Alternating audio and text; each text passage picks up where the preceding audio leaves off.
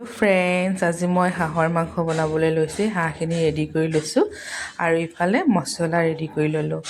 মছলাটোত মই কি দিলোঁ, আদা নহৰু পেষ্ট এটা বনাই ল'লোঁ আৰু জিৰা, অকণমান পাঁচফোৰণ আৰু লগতে ধনিয়া গুটি এটা ধুনীয়া পেষ্ট বনাই ল'লোঁ। এতিয়া পিঁয়াজখিনি অলপ বাদামী কালাৰ হোৱালৈকে ভাজি থাকিলোঁ। হাঁহ মাংসখিনি দি দিলোঁ।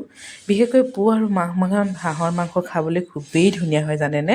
নতুন ধান খাই যে হাঁহবোৰে তেলটো খুব ধুনীয়া ওলায়। হাঁহটো ইমান মজা তেল ওলাইছে, একদম গোন্ধটো মজা। তাতে মানে ঘৰত বনোৱা মছলাটো দিলে স্মেলটো খুব ধুনীয়া লাগে নহয় জানো। এনেদৰে মই ফ্ৰাই কৰি থৈ দিয়া আলুখিনিও দি দিলোঁ। এতিয়া অকণমান বিলাহী দি দিলোঁ। কালাৰটো খুব ধুনীয়া হয় বিলাহী দিলে।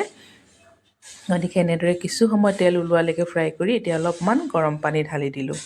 গৰম পানী দিয়াৰ পিছত অকণমান ইয়াতে মই কচুৰি মেথি দিলোঁ আৰু লাই দি দিলোঁ।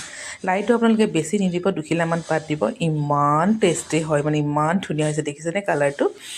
গতিকে মই এনেদৰে লাই শাক দি পেলাই হাঁহৰ মাংস বনালোঁ। গতিকে আপোনালোকৰ আগতো ৰেচিপিটো শ্বেয়াৰ কৰিলোঁ। আপোনালোকেও এবাৰ ট্ৰাই কৰিব, খুবেই ধুনীয়া হয়। কোমোৰা দি চবেই খায় নহয় জানো, কিন্তু লাই দি এবাৰ ট্ৰাই কৰিবচোন। কেনে লাগিল মোৰ ভিডিঅ'টো জনাবলৈ নেপাহৰিব। বাই।